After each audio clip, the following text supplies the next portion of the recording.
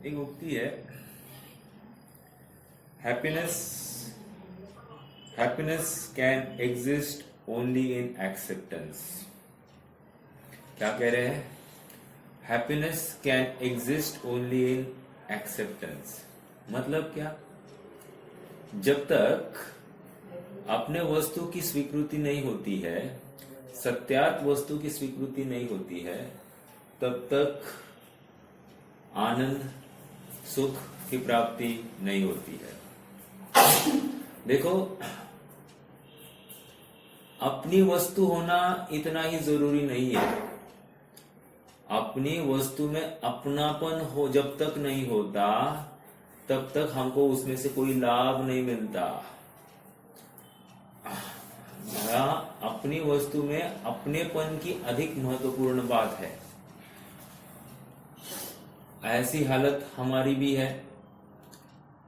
जब तक हमको अपने आत्म वस्तु में अपना आत्मपना नहीं भाषित होता, अपना सुख भाषित नहीं होता, तब तक अपना आत्मा होने का कोई उपलब्धि नहीं है। और इसलिए जितनी भी प्रेरणाएं दी जा रही है, वो निज वस्तु को ध्यान की दी जा रही है।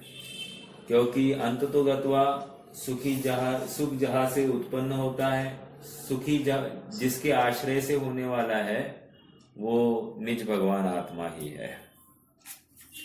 हमारी 80वीं गाथा की चर्चा प्रारंभ होने वाली है। 79वीं गाथा में एक बात मुझे थोड़ा सा आपका ध्यान आकर्षित करने का भाव हुआ। वहां पर ऐसा लिखा कि हम अब मोह का अभाव कैसे होता है इसकी आलोचना करते हैं। आप टीका में देखोगे तो वहां पर कह रहे हैं कि हम मोह के अभाव करने की आलोचना करते हैं। तो आलोचना मतलब क्या? आलोचना मतलब उसकी पद्धति, अर्थात मोह किस प्रकार मोह का अभाव होने वाला है, उसको आलोचना कह रहे हैं। यहाँ पर हम जो लौकिक जो हमारी परिभाषा है, आलोचना मतलब किसी को गलत कहना या किसी का विरोध दर्ज करना, इसको आलोचना नहीं कह रहे हैं। देखो, हम टीका भी किसको कहते हैं? हम किसी का टीका टिप्पणी मतलब हम किसी के ऊपर कोई कमेंट्स पास करें, अर्थात गलत कमेंट्स पास करें, इसको हम टीका कहते हैं, राइट? उसी प्रकार आलोचना और टीका एकार्थवाची है। तो आलोचना करते हैं का अर्थ हम ये प्रोसेस बता रहे हैं। और इसलिए आचार्य देव ने हमको एक बहुत ही मार्मिक बिंदु दिया है विचार के लिए, एक चिंतन के लिए, एक क्या कहिए, खाद्य पदार्थ दिया है। और चिंतन का खाद्य पदार्थ चिंतनात्मक ही होता है। अर्थात ये कह रहे हैं, हमने मोह की सेना का क्षय करने के लिए बद्धा कक्षेम, अर्थात मैंने अपनी कमर को कस लिया है। आचार्य देव को पता है हमने तो अपनी कमर को कसा नहीं होगा। और इसलिए आचार्य देव को लग रहा है, भाई ये बहुत ही आसक्त संसारी प्राणी है, इसको थोड़ी सी एक नई डिश पेश की जाए। और आचार्य देव ने हमको बताया, 80वीं गाथा को तुम अच्छे से पढ़ लो, समझ लो, तुम्हारा काम हो जाएगा। 80वीं गाथा बहुत ही आपने अगर बहन जी का मोह नाश का रामबाण उपाय उसमें अगर पढ़ा तो उन्होंने इसको ऐसे घटित किया है। बहन जी मतलब कल्पना बहन जी। तो उन्होंने ऐसा घटित किया है कि 80 है ना, 8 और 0, कह रहे 8 किसका परिचायक है? कह रहे 8 गुणों की अभिव्यक्ति का। 8 किसका परिचायक है? 8 कर्मों के नाश का। 8 कर्म के नाश हेतु, बराबर। तो कह रहे ये है। और वो कैसे होंगे? कह रहे हैं अष्ट प्रवचन मात्रिका का अवलंबन करके। अष्ट प्रवचन मात्रिका का अवलंबन कैसे करना? कह रहे शून्य होना। शून्य होना मतलब कह रहे समस्त जगत से कट जाना। देखो, हाँ, निर्विकल्प नहीं, समस्त जगत से कट जाना, वही निर्विकल्प मतलब क्या, राग द्वेष से रहित हो जाना। कहने की बात यह है कि मैं शरीर वाला हूं, मैं स्त्री पुत्र मकान वाला हूं, मैं टीचर, मैं इंजीनियर, मैं डॉक्टर, मैं सीए, मैं विद्वान, मैं पंडित, इन सब उपाधियों से पार तुम एक ज्ञानानंदमयी आत्मा हो, इसी को शून्य कहते हैं। मैं एक बार किसी अन्यमति से मेरी चर्चा हो रही थी, वो यही कह रहे थे कि वो अपने बच्चे को समझा रहे थे, इनफैक्ट कि वो छोटा बच्चा था, कि आत्मा को कैसे जानना, आत्मा क्या होता है। तो वो उस बच्चे को समझा रहे थे कि शून्य हो जाना, शून्य हो जाना, जीरो हो जाना, इसी को आनंद है, इसी का आनंद है। लेकिन वो शून्य हो जाना त्यागवाद परक कथन है, ये वो समझ नहीं रहे। शून्य का अर्थ वे खत्म हो जाना या विलीन हो जाना, इसको शून्य कहते हैं। हमारे यहाँ पर विलीन हो जाने को शून्य नहीं कह रहे हैं, आत्मा में लीन हो जाने को, अपनी परिणति, अपनी पर्याय स्वभाव का आश्रय ले, इसी को शून्य होना कहते हैं। देखो, शब्द वही है, उसका यूज कैसे किया जा रहा है उसके ऊपर सारा खेल है। इसलिए महत्वपूर्ण बात, नय विवक्षा का ज्ञान बहुत जरूरी है। जिसको नयों का ज्ञान नहीं है वो वचनों को समझने में असमर्थ है। देखो, पानी पीना है हमको, पानी कैसे पिया जाता है? गुड़ गुड़ गुड़ गुड़ गुड़, ऐसे अरे नहीं भाई, पहले पानी छाना जाएगा ना। जो पानी है अपने पास में उसको छानना चाहिए, दोहरे कपड़े से। महत्वपूर्ण बात क्या है? सिंगल कपड़े से नहीं, थैली से नहीं, दोहरे कपड़े से, जहां पर सिलाई हुई हो ऐसी चीज से नहीं, उसको दोहरे मोटे कपड़े से छाना जाता है, राइट? उसी प्रकार और फिर पानी पीने योग्य हो जाता है। हालांकि उसके बाद में उसको प्रासुक किया जाता है, वो भी बात है, बट प्रयोजन भूत क्या है? छान कर दोहरे कपड़े से। उसी प्रकार जिनवाणी को कैसे पीना? जिनवाणी को कैसे पीना? दो नयों की विवक्षाओं को अच्छे से भली भांति समझकर ही जिनवाणी के प्ररूपित जो आत्म वस्तु है उसका ज्ञान करना, निर्णय करना, उसको प्रासुक करना और फिर उसको ग्रहण करना। समझ में आ रहा है क्या? मतलब प्रोसेस है इसमें। डायरेक्ट रॉ फॉर्म में आपको ओरिजिनल माल नहीं मिलेगा, आपको उसमें कुछ करना पड़ेगा, तब जाकर आपको शुद्ध पर पदार्थ प्राप्त होने वाला है। ठीक है, आज एक बहुत ही मार्मिक विषय, जिनागम का हार्द कहो, मोहनाश का रामबाण उपाय कहो। मैं अनादि से मोही हूं और इस मोह का अगर मुझे सर्वनाश करना है तो उपाय क्या है, ये यहां पर बताया जा रहा है।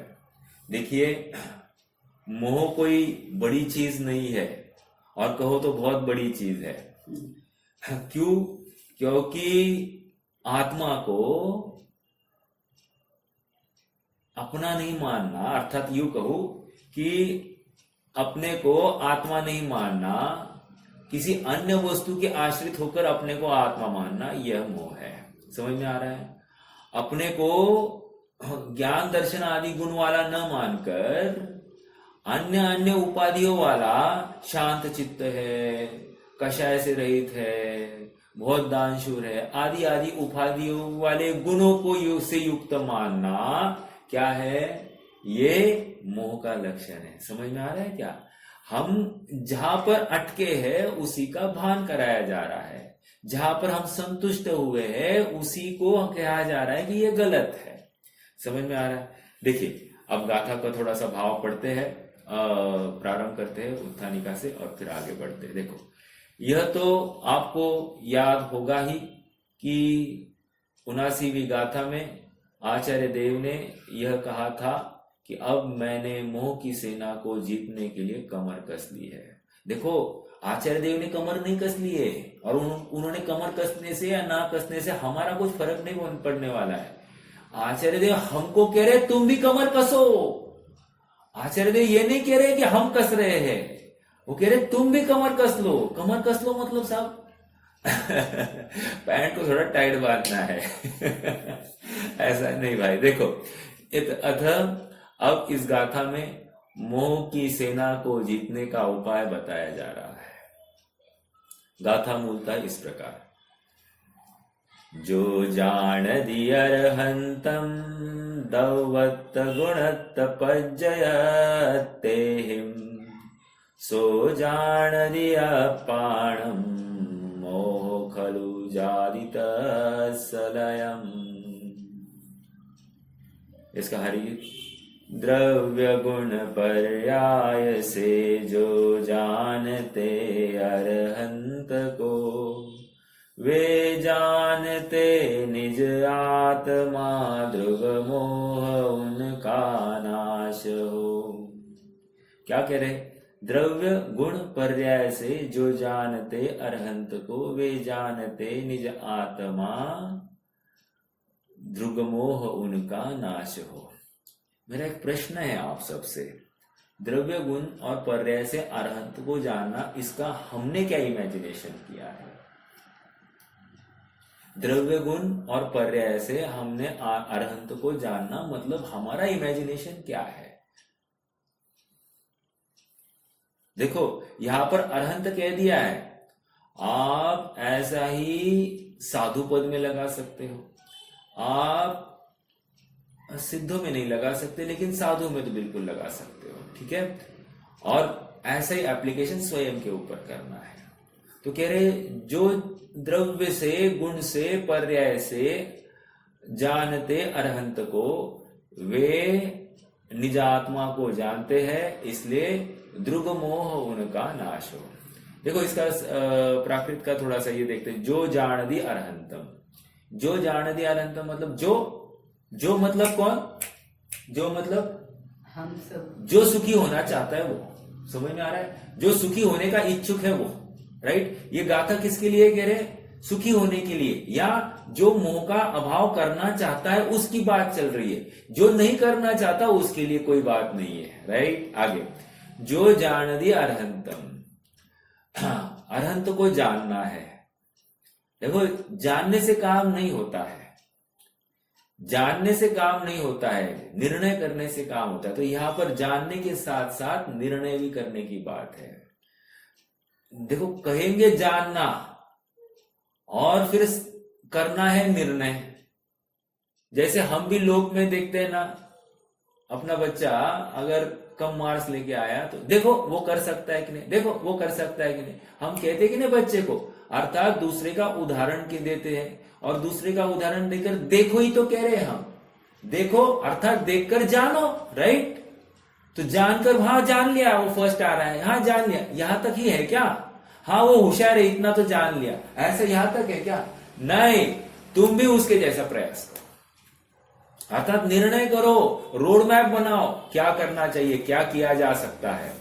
तो कह रहे कैसे जानना साहब? द्रव्य से, गुण से और पर्याय से। नॉट लाइक दिस, द्रव्यपने से, गुणपने से और पर्यायपने से।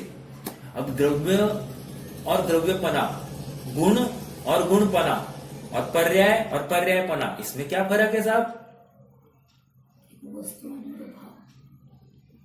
कह रहे द्रव्यपना मतलब उत्तरीकाल वस्तु को ले रहे हैं, राइट। अर्थात अविनाशी, अजर अमर, सादी अनंत अनादि अनंत वस्तु, ऐसी वस्तु को हम द्रव्यपने कहते हैं। हम वस्तु मात्र एक समय की, क्षणिक, इतना सा नहीं मानते हैं। एक काल पूर्ति 10-20 साल की, 100 साल की, ऐसी नहीं मानते, वो द्रव्यपना है। समझ में आ रहा? अर्थात इन शॉर्ट इसको अस्तित्व गुण इसमें डाल दीजिए।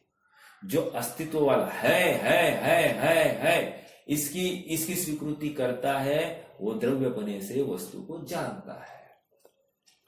महत्वपूर्ण बात है। देखो ये बातें ना ऑलरेडी पहले कह आए हैं, उसी को अब यहां पर कंसाइज किया गया है। तो इन शॉर्ट जैसे 320वीं गाथा के बाद में जयसेन स्वामी की जो टीका है, वो 320वीं गाथा नहीं, 320 गाथाओं का सार उन्होंने वहां पर लिखा। वैसे ही ये 80वीं गाथा नहीं है, 79 गाथाओं का सार यहां पर लिखा गया है। देखो क्या कह रहे हैं, द्रव्यत्व अर्थात द्रव्यपणे, गुणपणे और पर्यायपणे। अरहंत को द्रव्यपणे जानना है। द्रव्यपणे मतलब क्या? अरहंत को द्रव्यपणे जानना मतलब क्या? अरहंत एक जीव द्रव्य जो अनादि निधन वस्तु है। समझ में आया? यह अरहंत को द्रव्यपणे से हमने नक्की किया।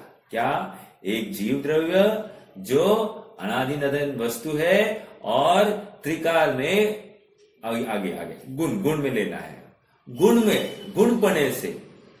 तो अरहंत का जीव द्रव्य 3 काल में क्या कर रहा है, अर्थात उनका क्या विशेषता है, क्या लक्षण है?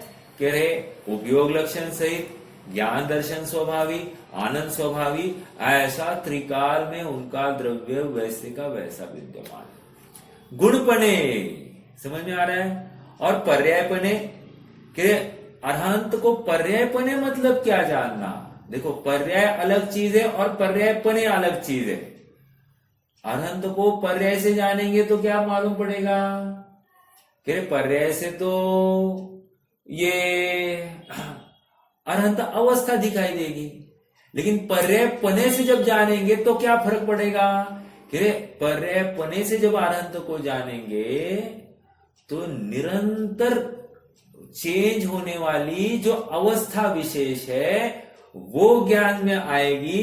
अर्थात किसी भी समय में यह ज्ञान दर्शन सुख स्वभाव से रहित अवस्था, अर्थात उस व्यापार से रहित अवस्था नहीं होती है, ऐसा हमको दिखाई देता है। समझ में आ रहा है क्या? अर्थात निरंतर जानन, निरंतर सुख सुख सुख, ऐसे परिणमती हुई अवस्था से युक्त ही हमको वो द्रव्य दिखाई देता है। अर्थात पर्यायपणे भी हमने वहीं पे देख लिया कि अरहंत मतलब क्या? अरहंत मतलब उस स्वभाव का आश्रय लेती हुई अवस्था। नॉट ओनली दिस मच, अगले समय में उसी स्वभाव का आश्रय लेती हुई अवस्था, अगले समय में उसी स्वभाव का आश्रय लेती हुई अवस्था, अर्थात वो अवस्थापने से हमने उनको देख लिया। ठीक है, तो ये पर्यायपणे देखने की बात है। देखो अब थोड़ा सा हम पढ़ते हैं और फिर आगे, मतलब मैंने एक स्मॉल जिस्ट दे दिया। हाँ, सो जानदि अप्पाणम, ऐसे इस प्रकार से जो आत्मा को जानता है, अरहंत को जो इस प्रकार से निर्णय करता है, वही आत्मा को जानने के लिए समर्थ है। समझ में आ रहा है क्या? वही जो ऐसे अरहंत का निर्णय करता है वही आत्मा का निर्णय करने के लिए समर्थ है। सो जानदि अप्पाणम, अप्पाणम मतलब अपने आत्मा को जानता है। और आत्मा को जानने से क्या हो गया साहब? मोहो खलु, खलु मतलब सचमुच, मोह सचमुच, जादी तत्सलयम, अर्थात मोह का लय होता हुआ दिखाई देता है। अब इसमें 2-3 बातें हैं। पहले कह रहे अरहंत को जानो। ओके, ठीक है साहब, अरहंत को जान लिया। अरहंत को जानने से क्या होगा? आत्मा को जानेगा। आत्मा को जाने से क्या होगा? मोह का नाश होगा। हाँ बोलिए। पंडित साहब, मेरे को वो द्रव्य, द्रव्यपना, गुण, गुणपना और पर्याय, पर्यायपना स्पष्ट नहीं हुआ। हाँ नहीं हुआ, बराबर है। अभी रुकिए ना थोड़ा सा, अपन आगे विषय में चलने वाले हैं तो आएगा, सब बातें आएगी, डोंट वरी, अपन करेंगे चर्चा। आज एक दिन में खत्म नहीं होगा, इसको थोड़ा सा जोर लगाना है, ठीक है? हाँ, इसमें बहुत जोर, अभी तो आएगा वो अन्वय आएगा, अन्वय के विशेष आएगा, अन्वय के व्यतिरेक आएगा, सब बातें आएगी। जब टीका में आएगा तो उस समय बराबर वो खुलते जाएंगे। थोड़ा सा उपयोग देना पड़ेगा, कभी थोड़ी गरिष्ठ बात भी आएगी। गरिष्ठ तो कहने के लिए है, वो तो समझना चाहने वाला तो हर चीज समझ लेगा, कोई बड़ी बात नहीं, ठीक है? ओके, देखो क्या कह रहे हैं, 3 बार पहले रेफरेंस बना रहे थे अपन, ये कह रहे थे कि अरहंतों को जानो। कैसे जानो साहब? द्रव्य से, गुण से, पर्याय से। द्रव्यपने से, गुणपने से और पर्यायपने से। ठीक है साहब, जान लिया तो क्या हो गया? तूने अपने आत्मा को जान लिया। हाँ साहब, आत्मा को भी जान लिया। अरहंतों को जाना ये होना ही चाहिए कि आत्मा को जान लिया है। देखो महत्वपूर्ण बात दे रहे हैं आचार्य देव। यदि हमने अरहंत को जानकर आत्मा नहीं जाना तो हमने अरहंत को भी नहीं जाना। ओके, और आत्मा को जानने के बाद में क्या होने वाला है? कह रहे तुम्हारा मोह नाश को प्राप्त होने वाला है। ओके, हाँ सब मोह रहा तो तुमने आत्मा को नहीं जाना। आत्मा को नहीं जाना मतलब अरहंत को नहीं जाना। ठीक है, ये सीधा वो कह रहे कि दिस इज अ प्रोसेस। अब हम स्वयं एनालाइज करें हम कहां खड़े हैं और क्यों खड़े हैं। क्योंकि क्यों खड़े हैं तभी हमको पता चलेगा कि क्यों नहीं आत्मा हम सुखी हो पा रहे। क्योंकि प्रयोजन सबका सुखी होना है और हम सुखी नहीं हो पा रहे, इसमें कारण कौन है? तो उसकी छानबीन तो करनी पड़ेगी। देखो, जो अरहंत भगवान को द्रव्यपने, गुणपने और पर्यायपने, देखो गाथा में पने पने नहीं है, लेकिन यहां पर विश्लेषण करते समय गुणपने, पर्यायपने, द्रव्यपने जानता है, वह आत्मा, वह अपने आत्मा को जानता है और उसका मोह अवश्य लय, अवश्य कहां से लाया? खलु, अवश्य लय अर्थात नाश को प्राप्त होता है। आचार्य अमृतचंद्र इस गाथा के भाव को तत्व प्रदीपिका टीका में इस प्रकार स्पष्ट करते हैं। जो मतलब कौन? मैं। समझ में आ रहा है क्या? जो मतलब और कोई नहीं, हाँ कोई थर्ड पर्सन ना रे बाबा, ये मेरे लिए है। कि जैसे ये कथन मेरे लिए चल रहा है, मेरे मोह का नाश करने के लिए चल रहा है, किसी और का मोह नाश करने की बात है ही नहीं। इसमें हमको थर्ड पर्सन खड़ा हुआ तो समझ लेना कि हमने इस जिन वचन को मश्करी में लिया है। मश्करी मतलब क्या? चेष्टा। हाँ, कुतूहल मतलब चेष्टा में लिया है। हमने किसी के अवगुण निकालने के लिए हमने ये सब समझा है। हमने अपने दुर्गुण निकालने के लिए हमने इसको ग्रहण नहीं किया। इसलिए जो कहते ही इमीडिएटली ये मेरी बात है। क्यों? मैं सुखार्थी हूं कि नहीं हूं? मैं मोक्षार्थी हूं कि नहीं हूं? प्रश्न तो हमको ये खड़ा होना चाहिए। मैं मोक्षार्थी हूं, मैं सुखार्थी हूं, तो मैं ही अब अरहंत भगवान को कैसे ध्यानूंगा, इसकी मुझे प्रोसेस बता रहे हैं। देखो, जो अरहंत भगवान को द्रव्य रूप से, गुण रूप से और पर्याय रूप से जानता है, वह वस्तुतः अपने आत्मा को जानता है, क्योंकि दोनों में निश्चय से अंतर नहीं है। ओहो, एक लाइन आई है नीचे की, क्या कह रहे? क्योंकि दोनों में निश्चय से अंतर नहीं। किसमें अंतर नहीं है? अरहंत के द्रव्यपने, गुणपने और पर्यायपने में, और मेरे द्रव्यपने, गुणपने और पर्यायपने में अंतर नहीं है निश्चय से। देखो ये हमको ये थोड़ा सा एनालाइज नहीं हो रहा है ना? नहीं हो रहा है। थोड़ा सा विचार करना। एक 24 कैरेट का सोना है और एक किट्ट कालीमा सहित सोना है। अब दो अलग अलग है ना, फॉर्म्स दो अलग अलग है, लेकिन हम कह ही तो रहे हैं एक 24 कैरेट है और एक किट्ट कालीमा सहित सोना है।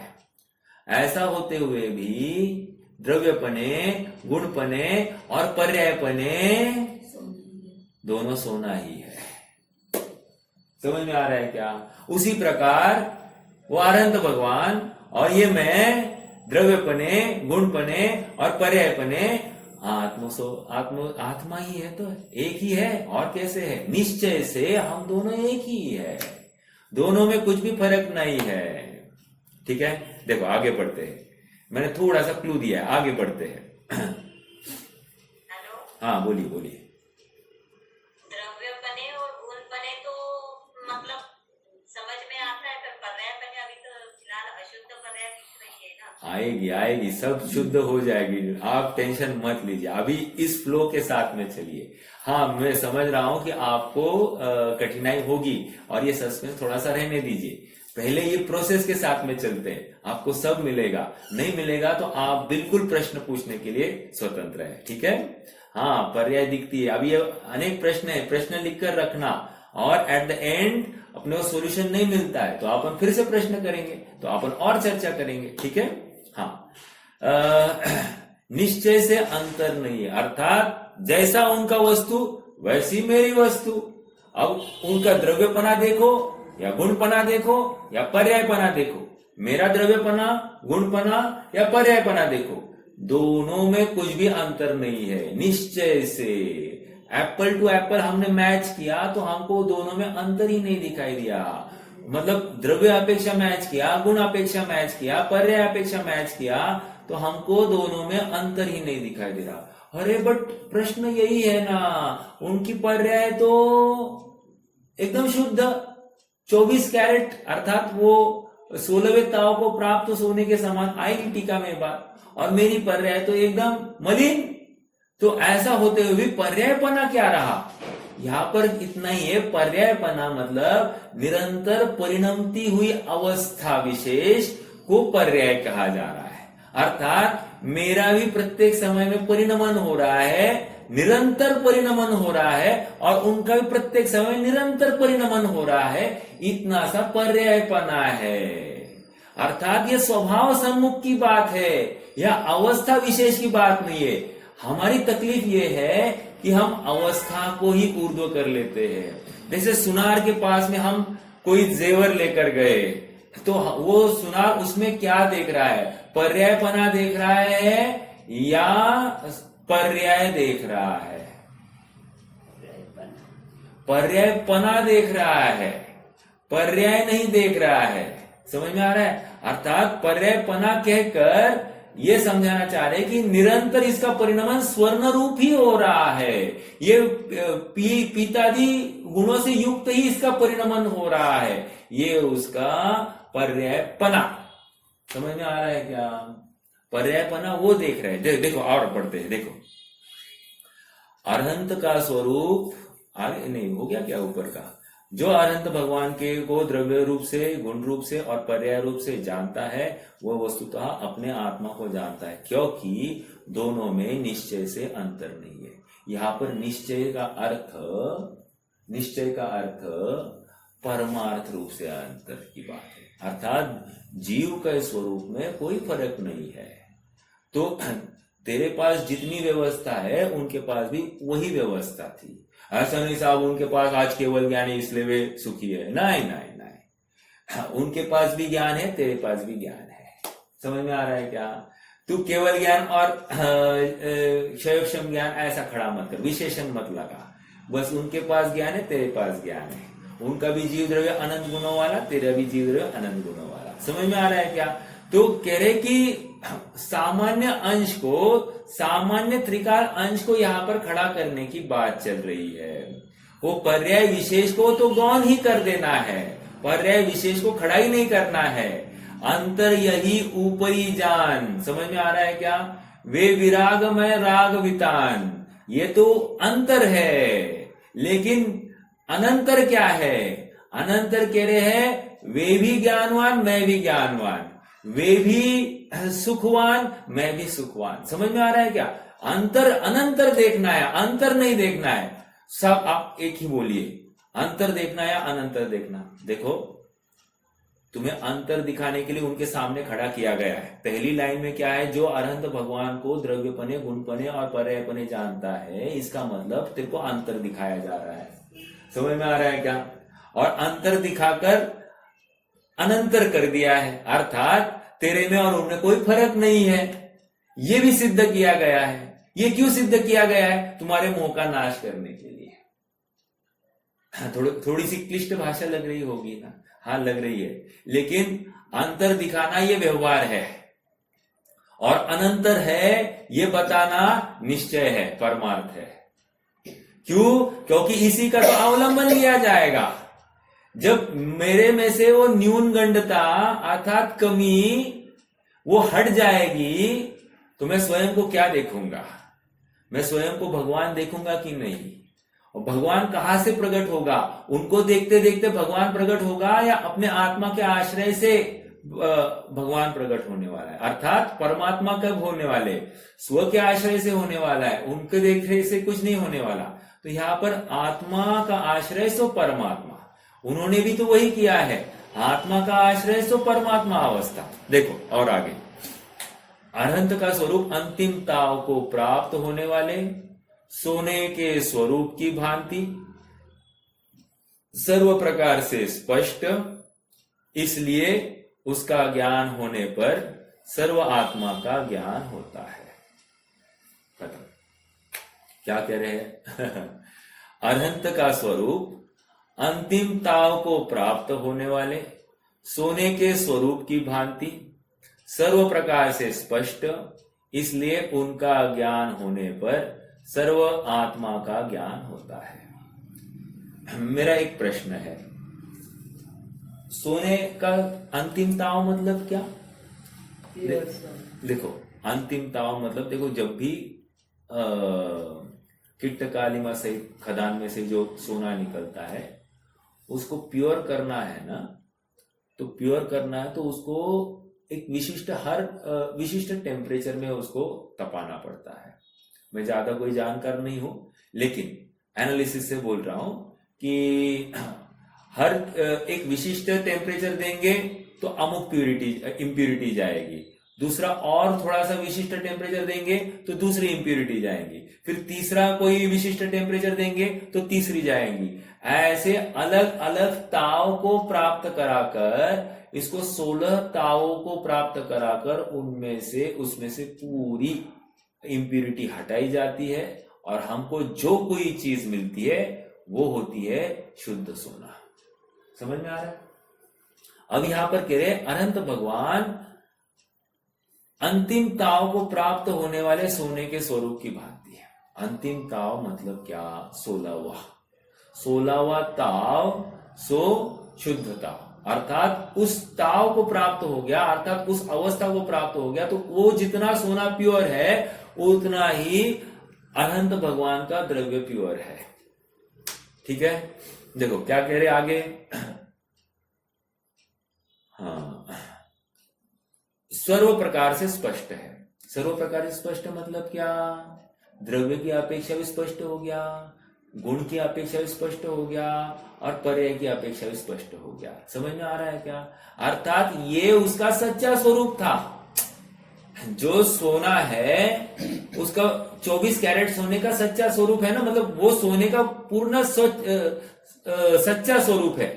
22 कैरेट सोना ये के सोने का सच्चा स्वरूप है, या फिर किट्ट कालिमा सहित सोना कोई सोने का सच्चा स्वरूप है? नहीं, सच्चा स्वरूप तो जिसमें अब इम्प्यूरिटी का प्रवेश ही नहीं है, 100% प्योर है और एक टंच मात्र भी उसमें से कुछ खोट नहीं मिलेगी, उसका 100% दाम मिलेगा, उसी को हम 24 कैरेट कह रहे हैं, 16वें ताव को प्राप्त सोना। उसी प्रकार अनंत भगवान भी अब पूर्णतया राग से, द्वेष से, मोह से रहित हो गए हैं, अर्थात 16वें ताव को प्राप्त हुए उस सोने के भांति ये भी शुद्ध है। ये यहां पर बताया जा रहा है। ठीक है, सर्व प्रकार से स्पष्ट। अब सर्व प्रकार से स्पष्ट मतलब कह रहे, प्रश्न कोई कर सकता है, सब सर्व प्रकार से स्पष्ट कह रहे आप और 16वें ताव को आप शुद्ध कह रहे हो, तो फिर ये संसारी कैसे? संसारी कैसे? आपने तो सिद्ध बताने चाहिए।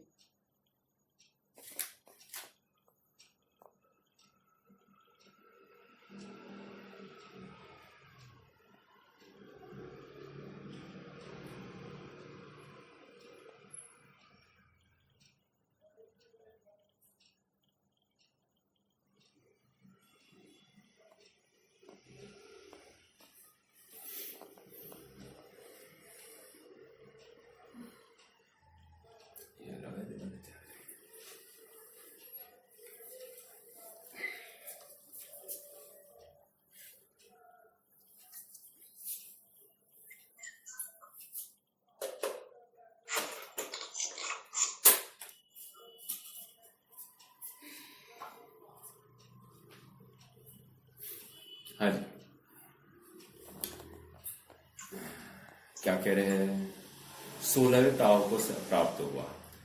अरहंत भगवान का भी द्रव्य क्या है, 16वें ताव को प्राप्त हुआ, अर्थात पूर्ण शुद्ध है। सब पूर्ण शुद्ध तो हम ये कह रहे हैं, पूर्ण शुद्ध तो हम क्या कह रहे हैं, पूर्ण शुद्ध मतलब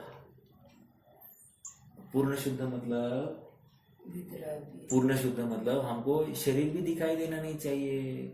8 कर्मों का नाश हुआ, अर्थात 4 घाती और 4 अघाती का अभाव वाली अवस्था ही पूर्ण शुद्ध है, बराबर है ना। और आप ही ने तो हमको नियम सार में सिद्ध भगवान का स्वरूप बताया, या फिर समय सार में भी आपने हमको दूसरी गाथा में सिद्ध समान अपने को आदर्श के समान है, अर्थात वहां पर वे हमारे लिए एक आईने के समान है। उनका स्वरूप देखकर हमको अपने स्वरूप का भान होता है। और आप यहाँ पर अब बता रहे हैं कि अरहंत को देखकर हमको अपना स्वरूप दिखाई देता है। यहाँ पर आप अरहंत को आईना बना रहे हैं, वहां पर सिद्ध को आईना बना रहे हैं। और मैंने थोड़ी देर पहले बताया कि आचार्य उपाध्याय साधु को भी हम आईना बना सकते हैं, अर्थात उनको देखकर भी हमको अपना आत्मा दिखाई दे सकता है।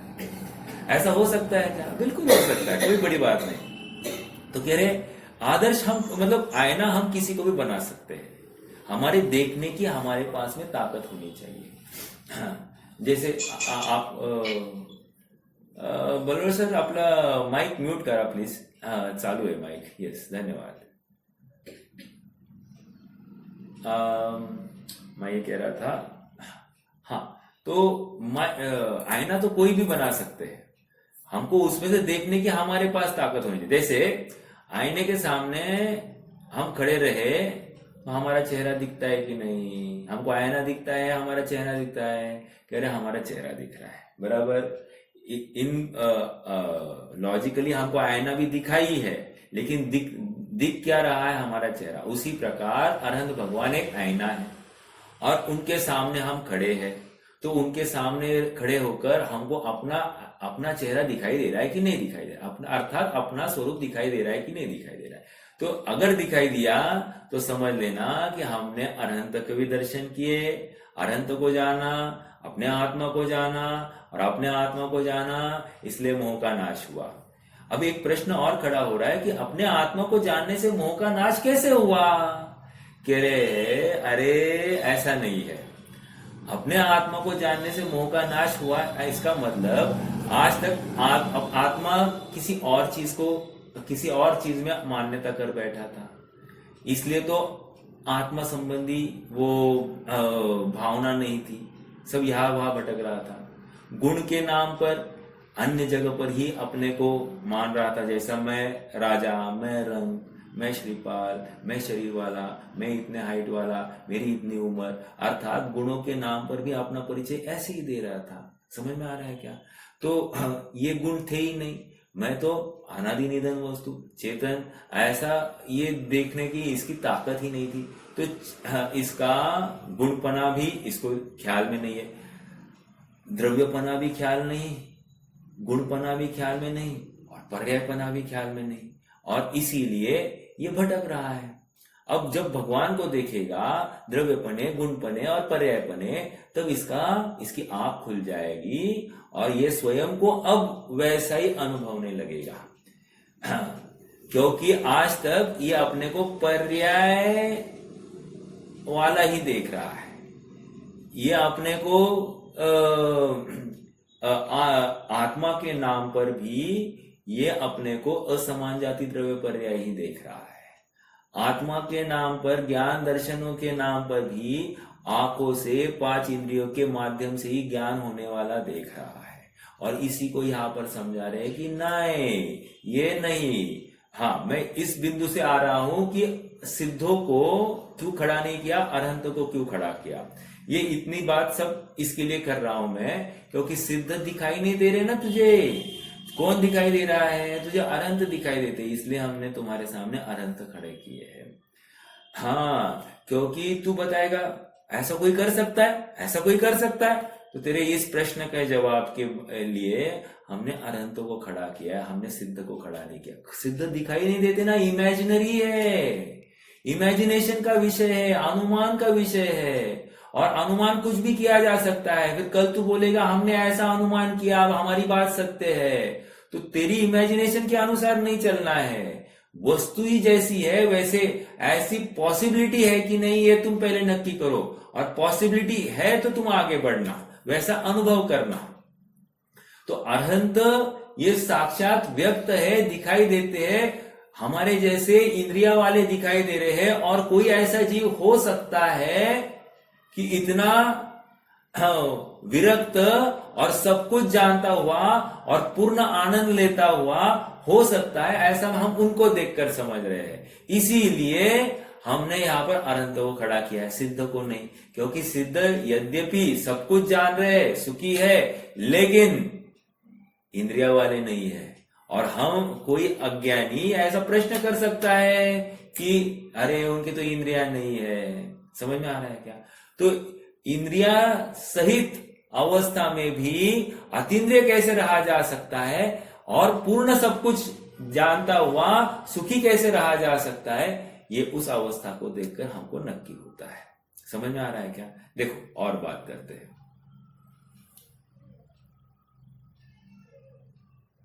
हाँ, अरहंत का स्वरूप अंतिम ताव को प्राप्त होने वाले, ये 2-3 बार रिपीट होगा, डोंट वरी। अरहंत का स्वरूप अंतिम ताव को प्राप्त होने वाले सोने के स्वरूप की भांति सर्व प्रकार से स्पष्ट, सर्व प्रकार से मतलब द्रव्यपने से, गुणपने से और पर्यायपने से स्पष्ट है। इसलिए उसका ज्ञान होने पर सर्व आत्मा का, अर्थात जैसे सोने का, प्योर सोने का ज्ञान होने पर सर्व सोने का ज्ञान हो सकता है कि नहीं, कि सर्व सोना ऐसा ही प्योर होता है, ऐसा नक्की हो सकता है कि नहीं। उसी प्रकार अनंत अवस्था की प्यूरिटी देखकर हमको सर्व आत्माओं की प्यूरिटी का ज्ञान हो सकता है कि नहीं? बिल्कुल हो सकता है। क्यों? क्योंकि उन्होंने अपने आत्मा का आश्रय लिया है। तो वो आत्मा का आश्रय लेने की वजह से ही तो ये अवस्था उनकी व्यक्त हो गई। और उन्होंने कैसे लिया था? द्रव्य, मैं अनादि निधन वस्तु हूं, वो वस्तु का आश्रय लिया, अर्थात द्रव्य। दूसरा गुण और पर्याय, गुणों की कोई ना कोई अवस्था ये सब होती है, तो ये सब उन्होंने आश्रय लिया था। देखो किसी को प्रश्न पड़ा, सब द्रव्यपने से नक्की क्या मतलब क्या? तो कहते हैं कि सद्रव्य लक्षणम, सद्रव्य लक्षणम ऐसा कह दिया, तो वो तो सब रहते हैं ना, सब द्रव्य तो सत ही है। हाँ तो है, लेकिन मानो तो सही, हाँ मान लिया, लेकिन सत इतना ही तो गुण नहीं ना, इतना ही तो द्रव्य नहीं होता है ना। हाँ द्रव्य तो सत के अलावा और बहुत कुछ है, लेकिन सत यह द्रव्य का लक्षण, अर्थात अनादि निधनपना पहले स्वीकार कर। आत्मा था, आत्मा है, आत्मा रहेगा, ये पहले नक्की कर। जैसे अरहंत का आत्मा था, है और रहेगा, वैसे ही मैं था, है, रहूंगा, ऐसे द्रव्य की हयाती तो पहले स्वीकार कर। इसलिए द्रव्यपने से स्वीकार करना अर्थात अपनी त्रिकाल सत्ता की स्वीकृति करना। उसकी स्वीकृति हुए बिना, जैसे स्वर्ण की द्रव्यपने से स्वीकृति करना, अर्थात पूर्व में भी ये सोना भले किट्ट कालिमा में होगा, होने दो, लेकिन वो स्वर्णत्व से युक्त, अर्थात वो सोना ही था। सोना कुछ मिट्टी में नहीं मिला था और मिट्टी कुछ सोने में नहीं मिली थी, ऐसा हो ही नहीं सकता। सोना सोने में था और मिट्टी मिट्टी में थी।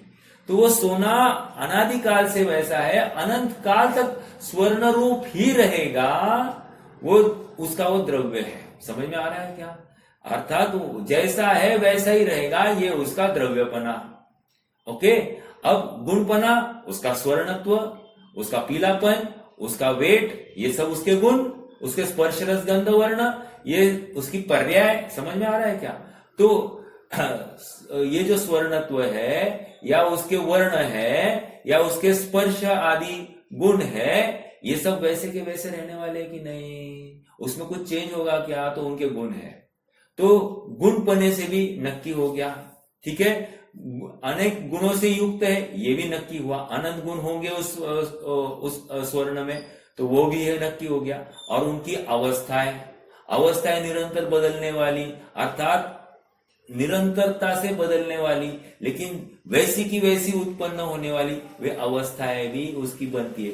अलग अलग अवस्थाएं बन रही है, इसका मतलब क्या? अगर हम एक माने कि अवस्थाएं अलग अलग हो रही है तो क्या होगा? वो पर्याय हो गई, पर्यायपना नहीं हुआ। पर्याय और पर्यायपना में फर्क क्या है? हमने मात्र कंगन इतनी ही अवस्था देख ली तो वो पर्याय देख ली, और पर्यायपना मतलब क्या? वो स्वर्णपना स्वर्णपना स्वर्णपना, या पीलापन पीलापन पीलापन, या उसका 24 कैरेट 24 कैरेट 24 कैरेट पना वैसे का वैसा बना रहना, ये पर्यायपना। समझ में आ रहा है क्या? निरंतरता होती है, उसी स्वभाव को रिपीट किया जा रहा है, ये निरंतरता। सब अगर ऐसा है कि द्रव्यपना गुणपना और पर्यायपना कायम रहता है तो हमारी पर्याय में हमारा पर्यायपना क्यों नहीं व्यक्त हो रहा है? यही तो समझा रहे हैं कि पर्यायपना व्यक्त इसलिए नहीं हो रहा है क्योंकि तू अपनी पर्याय को ही पूर्ण मान गया है। यही मैं हूं, यही मान बैठा है। तू पर्यायपना नहीं देख रहा है, तू पर्याय में बैठकर देख रहा है। हाँ साहब ठीक है, हम आज से पर्याय पने में देखेंगे, पर्याय से नहीं देखेंगे, अर्थात आत्मा भिन्न है और पर्याय भिन्न है। अब तो हमने ठीक से देख लिया ना? नहीं कह रहे, तू अभी भी पर्याय में बैठा है, आत्मा में नहीं बैठा है। यदि पर्याय पना होता तो ऐसा कहता हुआ दिखाई नहीं देता, तू ऐसा अनुभव करता हुआ दिखाई देता। समझ में आ रहा है क्या? पर्याय पना हो गया तो मैं अनुभव करता ही पाया जाऊंगा, यह 100% बात है। देखो क्या कह रहे हैं? सर्व प्रकार से स्पष्ट है, इसलिए उसका ज्ञान होने पर सर्व आत्मा का ज्ञान होता है। जिस प्रकार सर्व सोने का ज्ञान हुआ उसी प्रकार सर्व आत्मा का ज्ञान। तो सर्व आत्मा में मेरा आत्मा नहीं है क्या? मेरे आत्मा जैसे अनंत आत्मा दिखाई दिए कि नहीं? तो कोई छोटा कोई बड़ा, कोई हीन, कोई रागी, कोई द्वेषी, कोई बलात्कारी, या कोई खूनी, कोई डाकू, कोई चोर ऐसा दिखाई देगा, कोई राजा, कोई रंग दिखाई देगा। हमको सब में सिद्धत्व की स्थापना, मतलब हम वहां पर समय सार के दूसरी गाथा के कलश में, दूसरी गाथा की टीका में उन्होंने हमने सब जीवों में सिद्धत्व की स्थापना की है, ऐसा कह दिया कि नहीं? अर्थात सबको समान प्लेटफॉर्म पर लाया कि नहीं? यहाँ पर इन शॉर्ट आचार्य देव ये कहना चाहते कि हमने सब में अरहंतत्व की स्थापना की। समझ में आ रहा है क्या? अर्थात वो स्वभाव का आश्रय लेने वाली जो अवस्था है उसकी स्थापना की है, अर्थात स्वभाव को कभी छोड़ती नहीं है, ऐसी हमने वस्तु को ऊर्ध्व किया है। जो 14वीं गाथा के भाव को समझता है ना, वही इस 80वीं गाथा का भाव है। 14वीं गाथा समय सार की, जो पश्चदी अपानम अबद्ध पुट्ठम अनन्यम नियतम। तो टीका में क्या किया? व्यवहार से देखा जाए तो हमको वो आत्मा बंधा हुआ, स्पर्श करता हुआ, अनेक अनेक अवस्थाओं को प्राप्त होता हुआ, हीनादिक होता हुआ दिखाई देता है। लेकिन जब पर्याय से जब देखे तो हमको ऐसा सब अनेक अनेक प्रकार का दिखाई देता है, लेकिन स्वभाव की तरफ जाकर देखे तो एक वो ऐसा ही दिखाई देता है। समझ में आ रहा है क्या? तो स्वभाव की तरफ जाकर देखने की बात है, स्वभाव का अंश ऊर्ध्व करने की बात है, तो अपने आप सब कुछ तुम्हें यथार्थ दिखाई देगा। तुम पर्याय में बैठकर अगर देखोगे तो तुम्हें कुछ भी नहीं दिखेगा। यहाँ पर मात्र स्वभाव अंश को खड़ा करना है। ये इन शॉर्ट ये दृष्टि का विषय का ही सब चर्चा है, दृष्टि के विषय की ही चर्चा है। लेकिन अलग रूप में पेश की जा रही है। ये 100% दृष्टि का विषय ही चल रहा है। देखो अन्वय अगला पैराग्राफ। अन्वय द्रव्य है एक, अन्वय के विशेषण गुण है, और अन्वय के व्यतिरेक अर्थात भेद पर्याय है। वस्तुतः विशुद्ध भगवान अरहंत में ज्ञान होने पर जीव तीनों प्रकार युक्त द्रव्य गुण पर्याय में अपने आत्मा को अपने मन में जान लेता है। जैसे अब एक्सप्लेनेशन चालू हो रहा है।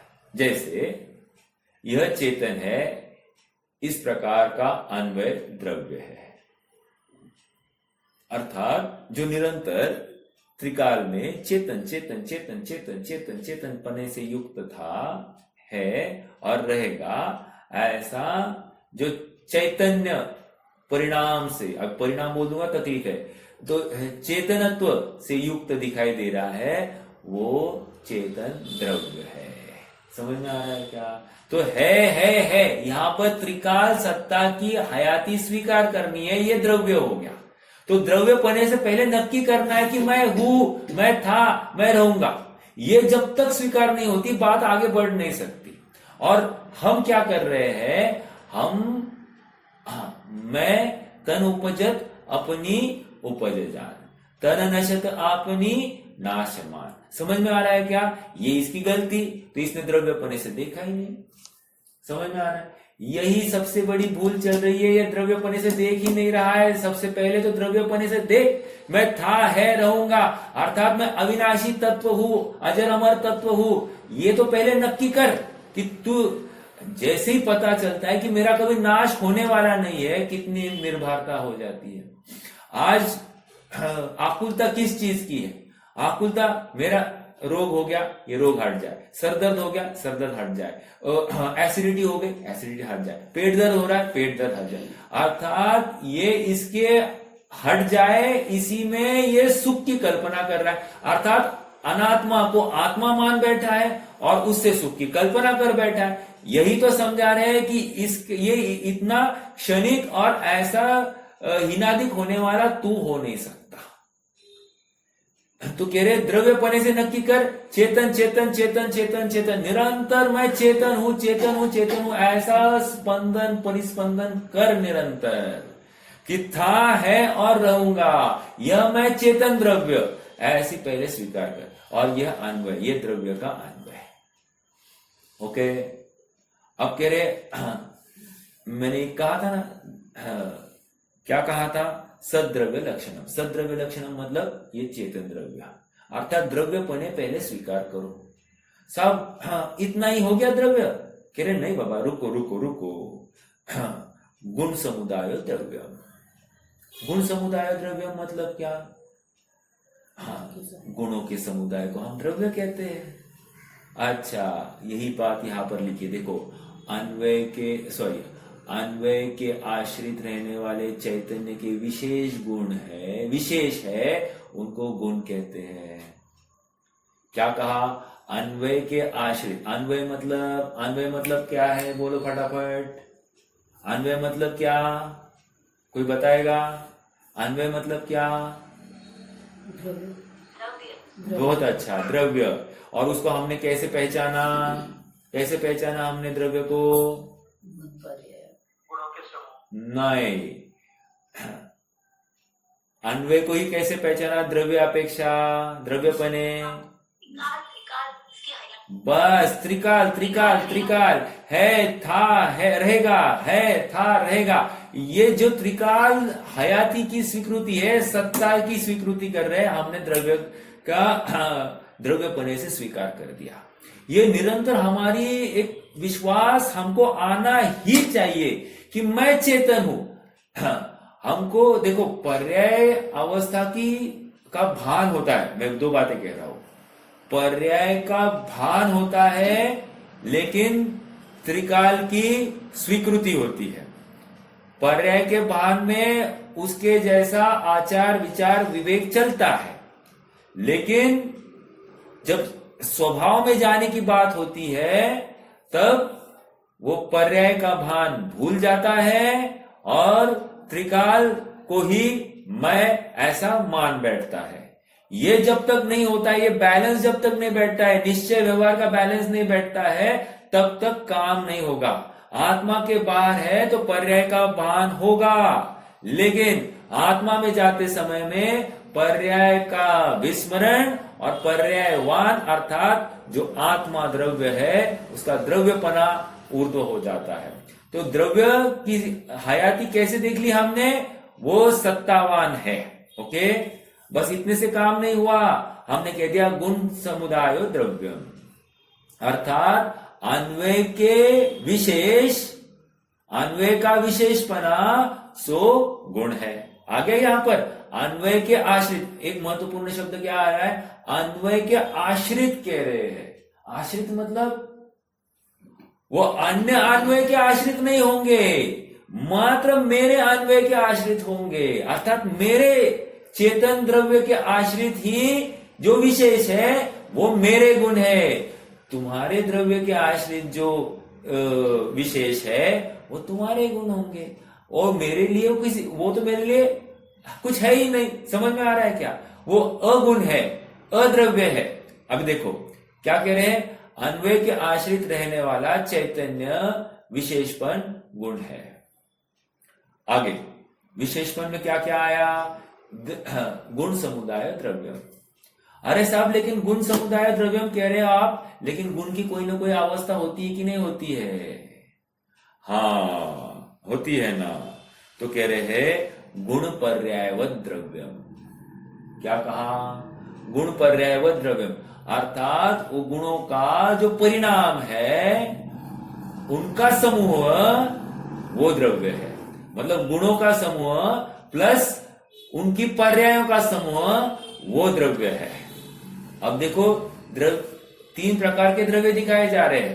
पहले जो त्रिकाल सत्ता वाला था वो दिखाया गया, फिर गुणों के समूह को द्रव्य कहते। ये परिभाषा है कि नहीं, कहाँ है परिभाषा, सिद्धांत प्रवेशिका में है कि नहीं? गुणों के समूह को द्रव्य कहते हैं। फिर आगे कह दिया गुणों के और उनके पर्यायों के समूह को द्रव्य कहते हैं। तो यही आया ना, गुण पर्याय व द्रव्य। देखो अब यहां पर क्या लिखा, चैतन्य विशेषपन गुण है और एक समय मात्र की मर्यादा वाला, काल परिमाण होने से परस्पर अप्रवृत्त, अन्वय के व्यतिरेक। अन्वय के व्यतिरेक मतलब, अन्वय के व्यतिरेक मतलब यहां अन्वय के व्यतिरेक मतलब अन्वय का, अब अन्वय में क्या दिखाई दिया था, त्रिकालपना दिखाई दिया था, और यहां पर क्या दिखाई दिया, एक समय का दिखाई दिया। समझ में आ रहा है क्या? तो त्रिकाल का अपोजिट क्षणिक। समझ में आया क्या? तो अन्वय के व्यतिरेक मतलब ये क्षणिक, अन्वय के व्यतिरेक मतलब उनका अपोजिट क्या है, वो क्षणिक, ऐसी पर्याय है। अब क्या कह रहे, फिर से देखो, एक समय मात्र की मर्यादा वाला, काल परिमाण होने से परस्पर अप्रवृत्त, अन्वय के व्यतिरेक पर्याय है। ये परस्पर अप्रवृत्त में बाद में समझाऊंगा, पहले अन्वय के व्यतिरेक पर्याय है जो चिद विवर्तन की ग्रंथियां है, गाठ है। चिद विवर्तन की ग्रंथियां, अब ये एक महत्वपूर्ण बिंदु है। चिद विवर्तन की गाठ क्या है? पहले तो अब क्या है, अन्वय के व्यतिरेक समझ में आ रहा है क्या? अन्वय के व्यतिरेक कहकर यहां पर इतना ही समझा रहे हैं कि अन्वय होता है द्रव्य, द्रव्य कैसा है, त्रिकाल, त्रिकाल सत, उसका व्यतिरेक, व्यतिरेक मतलब एक समय की अवस्था विशेष। समझ में आ रहा है क्या? वो क्या है, वो पर्याय है। अब प्रश्न ये है, द्रव्य बताया, गुण बताया, पर्याय बताया, वो द्रव्य, 7वीं 8वीं गाथा याद करना, द्रव्य ही पर्याय रूप परिणमित हुआ है। द्रव्य अलग है और पर्याय अलग है, ऐसा नहीं है। समझ में आ रहा है क्या? गुण समुदायो द्रव्यम ये कह दिया, और गुण पर्यायवत द्रव्यम ये कह दिया, अर्थात द्रव्य ही अपने गुणों के और पर्याय रूप परिणमित हुआ है। ये गुण और पर्याय हवा में नहीं है, द्रव्य, ये गुण और पर्याय किसी न किसी का आश्रय लेती है, और वो जिसका आश्रय लिए हुए है वही तो द्रव्य है। समझ में आ रहा है क्या? तो इस न्याय से द्रव्य, गुण और पर्याय कोई अलग अलग चीजें नहीं है। ये आपको, हमको समझाने के लिए द्रव्य, गुण और पर्याय ऐसा अलग भेद करके दिखाया गया है। भेद बिल्कुल नहीं है।